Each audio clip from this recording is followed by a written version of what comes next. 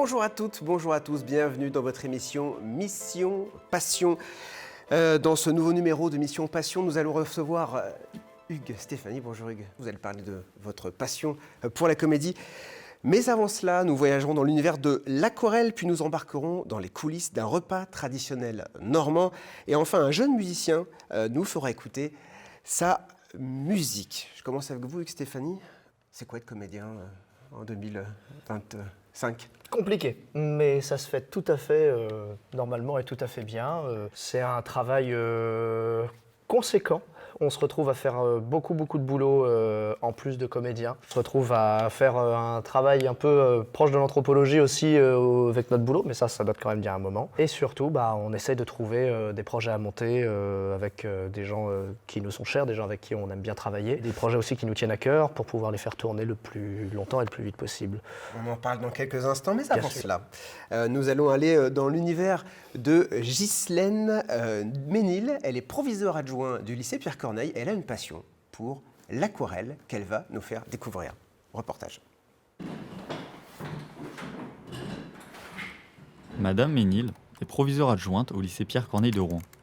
Elle occupe ce poste depuis septembre 2021. Est-ce que tu as compté? Est-ce qu'il y a assez de stands? Ça marche. Merci. Être proviseur adjointe, c'est être le relais entre... tout permettre pour que les élèves puissent recevoir l'enseignement qui leur est dispensé. C'est aussi l'organisation de tous les examens ou de manifestations extérieures, comme par exemple un forum des étudiants. Mais son rôle ne se résume pas au travail de bureau. Elle supervise ce matin l'installation du forum des métiers. Vous mettez donc 2 chaises à chaque fois, oui, ici, et puis il faudra enlever les 2 tables qui sont là. D'accord. C'était bon ? Un travail qui cache une toute autre personne. En effet, Madame Ménil n'est pas que proviseure adjointe. Elle cultive une passion inattendue, la peinture. C'était un mercredi après-midi et je me suis mis derrière la vitre de la salle des professeurs. Et au lieu de dessiner vraiment que l'arbre, j'ai dessiné l'alentour. Donc on a Monsieur de Berteuil de dos. Donc je les ai pris en photo en fait, et puis après je les ai dessinés sur le décor qui avait été déjà tracé. C'est chez elle qu'elle s'est aménagé un véritable atelier. J'ai toujours dessiné depuis que je suis enfant. Mes premiers souvenirs d'enfance, c'est une chute dans un escalier et le fait de dessiner. J'aime bien représenter, quand je vois quelque chose, j'ai envie de le retranscrire.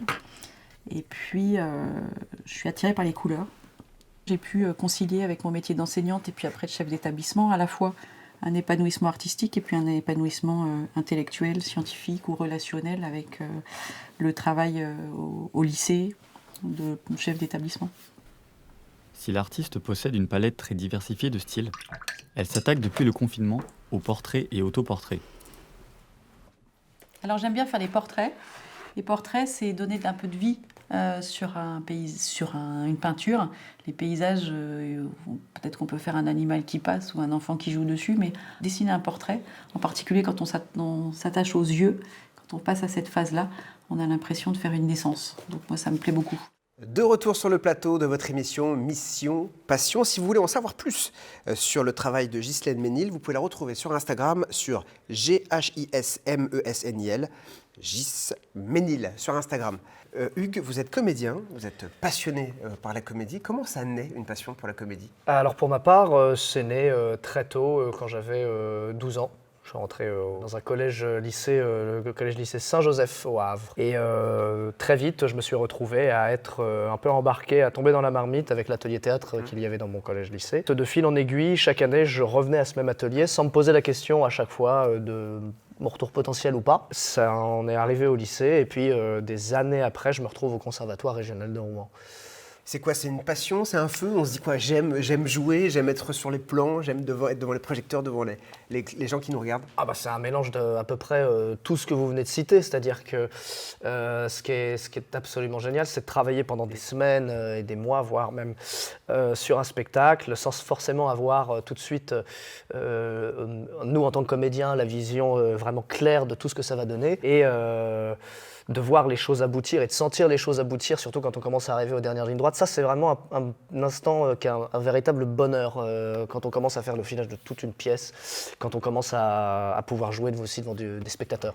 Vous êtes arrivé au conservatoire, 16 candidats, 7 retenus? C'est ça. C'était 2 semaines de stage, vous avez 2 semaines de stage, donc vous apprenez quand même beaucoup de choses dans ces 2 semaines, vous êtes immergé dedans. Et par la suite, vous avez donc la dernière journée qui est une journée d'audition. Et ensuite, forcément, il y a une sélection comme dans tout concours, que ce soit dans un théâtre régional ou même dans une école nationale. Là, on arrive dans un truc professionnalisant quand même. Hein. Ah, complètement. C'est un rythme de travail qui est assez aigu pour le coup, qui est très exigeant, parce que vous vous retrouvez du coup avec des gens qui sont en plus de niveaux un peu différents, parce qu'on est mélangé première, deuxième, troisième année au conservatoire. Et vous faites ça à peu près pendant les 3 ans où vous y êtes, c'est votre vie, le théâtre.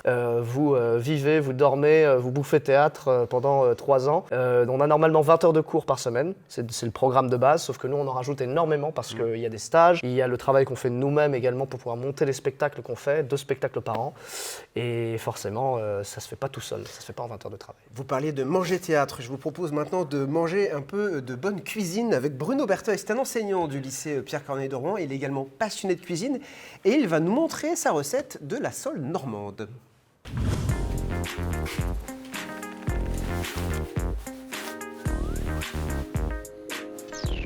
Alors je vais faire une sole à la normande. Pour faire cette recette-là, j'ai une sole, forcément normande, des moules pour la sauce, c'est un classique. Là, j'aurais pu prendre des crevettes, mais il y avait des belles langoustines chez le poissonnier. Et puis des huîtres. Alors j'ai pris des huîtres de Veul-les-Roses. Pour rester dans l'esprit de la recette, de la mer en fait, c'est des algues, ce sont des algues. L'idée de la recette, c'est vraiment de rester dans la mer et de ne pas aller chercher des saveurs qui viennent d'ailleurs. On a enlevé la peau de la sole et donc je vais lever les filets de sole. On fait une incision le long comme ça.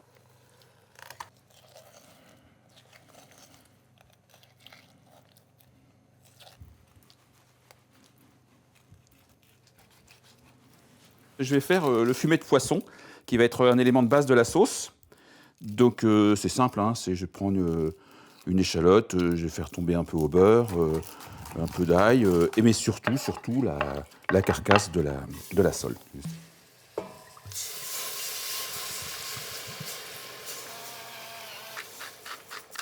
Et je vais couvrir et je vais laisser mijoter. Je vais éplucher un oignon et je vais mettre les moules à cuire.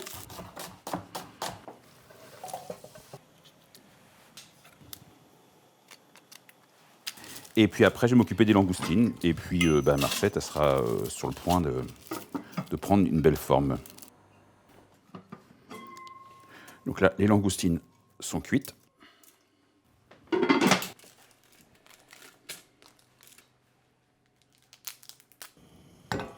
Donc là, je vais faire un roux avec beaucoup de beurre et peu de farine. Une fois que mon roux est fait, je mouille avec mon jus et je laisse prendre. Il reste juste à ouvrir les huîtres et à cuire la sole. Je vais récupérer le jus de l'huître que je vais filtrer. Et donc il y a 2 huîtres qu'on va mettre vraiment au dernier moment sur la sole pour qu'elle soit légèrement chaude.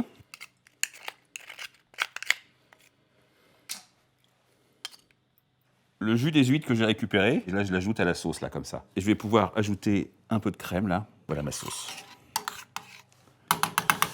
Donc là, on va arriver vraiment sur la fin. C'est-à-dire que je vais cuire les sols. Alors comme j'ai dit, je vais servir ça avec des champignons et des algues dans la poêle qui va cuire les sols que je vais arroser. Je vais commencer par les champignons. Je vais mettre les algues et je mettrai les sols. Ce qui fait que la sole va prendre un petit peu le goût du champignon, le beurre aussi et le goût des algues. Donc là, je vais mettre les 2 huîtres, les langoustines. Quelques moules, un peu la sauce qui est chaude, qui va napper l'ensemble. Et donc là, je vais mettre au four avec la sauce pour mettre tout en température. Et voilà, la sole à la normande.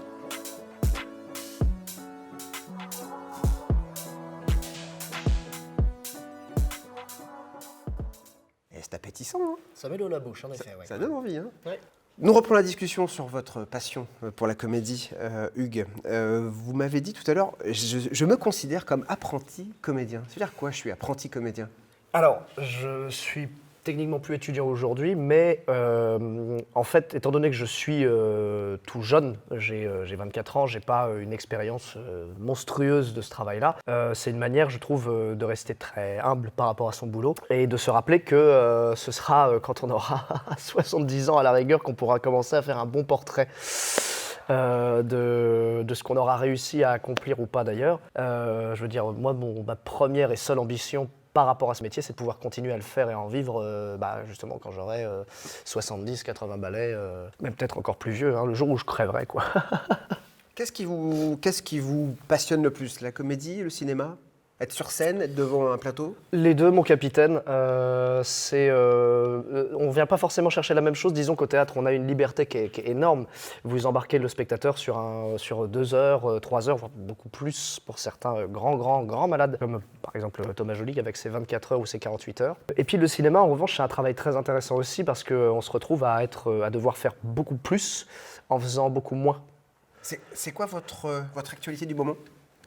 Alors, je travaille avec 2 compagnies principalement. Le Collectif 175, donc compagnie de théâtre basée à Rouen. On a notamment récemment joué un spectacle, Bienvenue au Délices du Gel, à l'Almendra durant les 22 et 23 novembre dernier.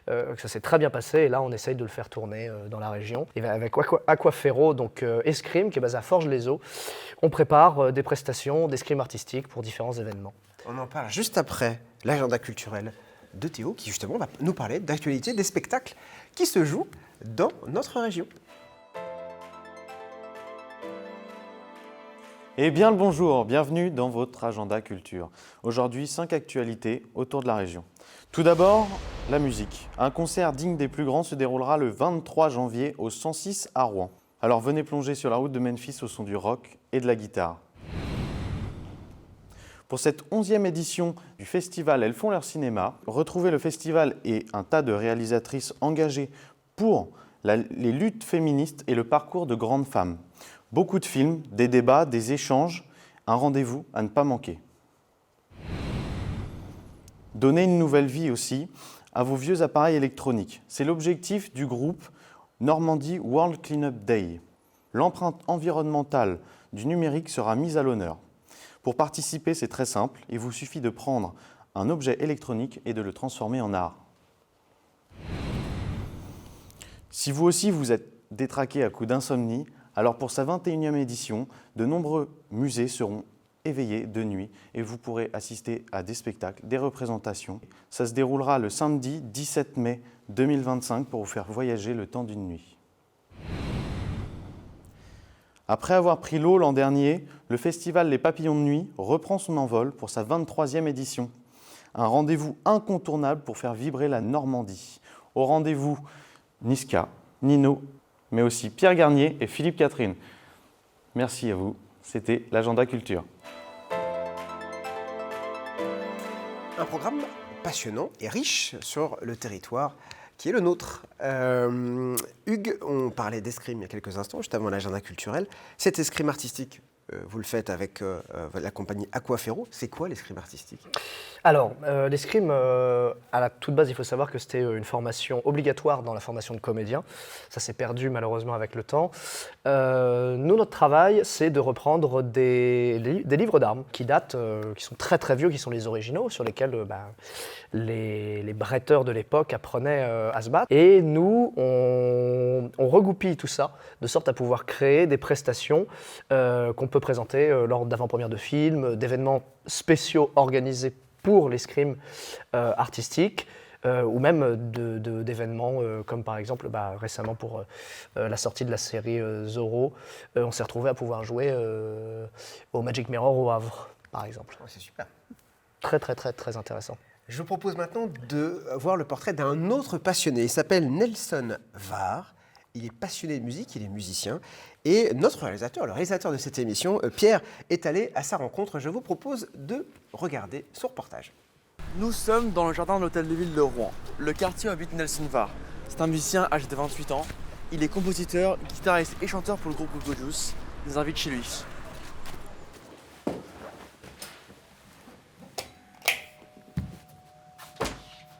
Ah, c'est Nelson. Ça va Pierre? Ça va et toi? T'en prie? Bien sûr, rentre, Merci. je t'en prie. Est-ce que tu veux un café? Avec grand plaisir. Allez.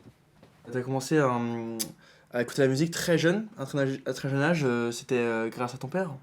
Ouais, en fait, mon daron, il faisait de la batterie quand il était plus jeune, dans les années 80. Il m'a fait découvrir des vinyles, il m'a filé des cours de batterie et des cours de chant, et il m'a inscrit à une école avec un prof de guitare. Ouais, cool, Sir Green, dentifrice, couleur... Yeah. Il y a ça que j'ai écouté il y a pas longtemps. Ah, Frank Zappa, bien sûr. Le Shaker Bookie, qui est de 79. Attends, je cherche un dernier truc. Ça mec, il faut que tu l'écoutes absolument. Ça, c'est... Graffiti? Ah non mais gros, c'est une pépite. Entre 2015 et 2020, tu faisais partie d'un groupe nommé Purple Blooms. Cette séparation est due à quoi?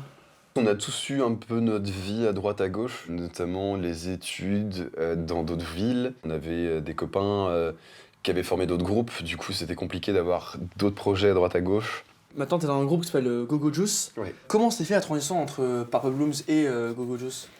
J'avais des chansons que je me suis dit tiens, ce serait marrant d'avoir un batteur, un bassiste et tout, de fonder un groupe, mais je suis à la tête du bordel. Tu es donc chanteur, compositeur, guitariste, mais tu es aussi serveur aux 3 pièces. Ouais. Comme j'ai un groupe à côté et que la plupart des collègues aussi avec qui je bosse, ils ont des groupes. Et le lien que j'ai avec le groupe, c'est que c'est juste que voilà, on a l'habitude de jouer là-bas. Pour nous, le 3 pièces, c'est la maison. Ouais. C'est la cave de Rouen dans laquelle il faut jouer et que tous les artistes internationaux viennent pour jouer et s'éclater quoi. Let's go, on essaye.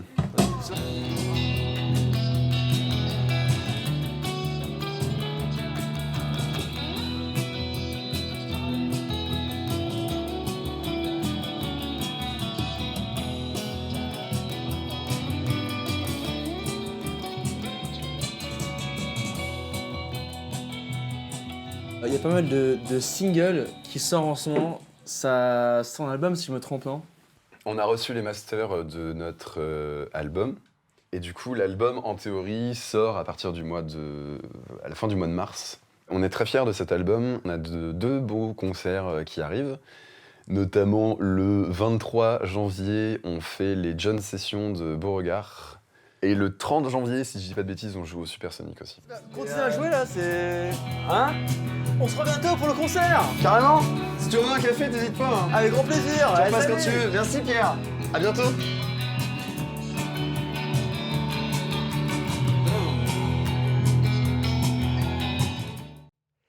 De retour sur le plateau de votre émission. Hugues, quand vous étiez au conservatoire, vous avez fait des cours de chant. Oui, absolument, ça faisait partie de la formation. Nous, notre travail était surtout de pouvoir bosser notre voix.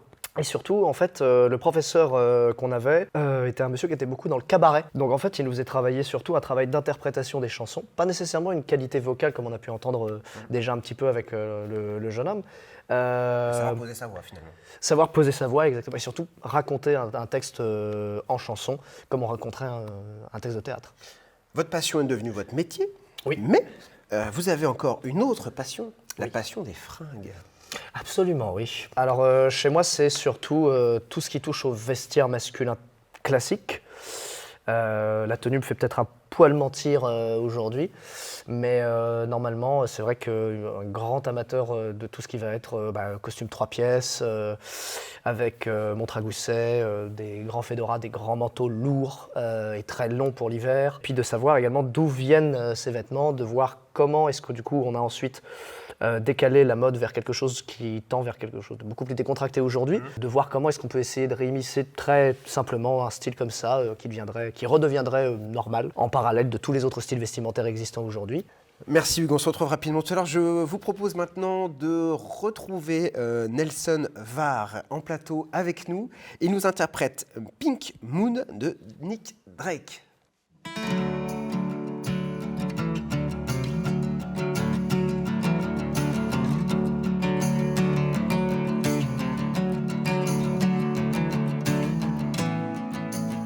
So I reckon and I saw it say,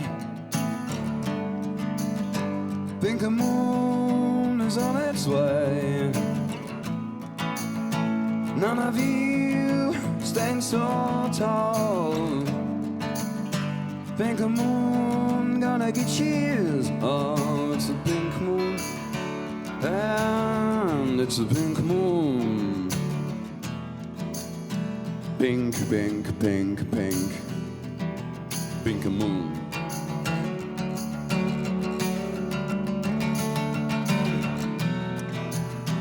Pink, pink, pink, pink, pink moon.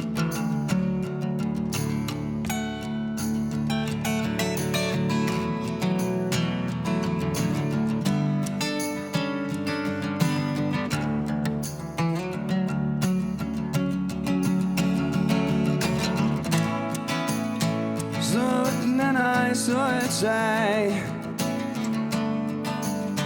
pink moon is on its way. None of you stay so tall. Pink moon gonna get you. Oh, it's a pink moon. Yeah, it's a pink moon. Pink, pink, pink, pink, pink moon.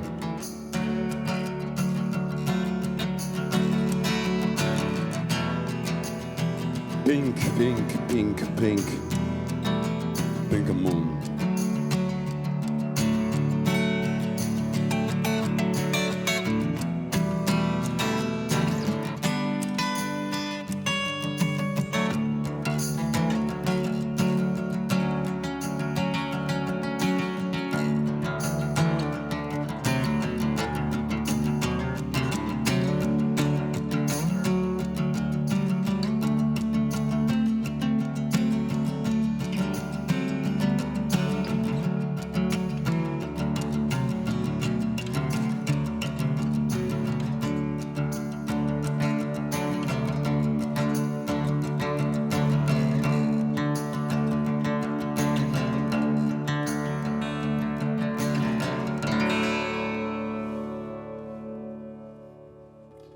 Merci Nelson, merci beaucoup pour ce moment. Hugues, merci beaucoup d'être venu sur ce plateau, nous parler de votre passion. Merci de m'avoir invité. C'est la fin de votre émission. Je vous remercie beaucoup de l'avoir suivi. On se retrouve la semaine prochaine pour un nouveau numéro de votre émission préférée, bien sûr, Mission Passion. Merci à tous de nous avoir écoutés.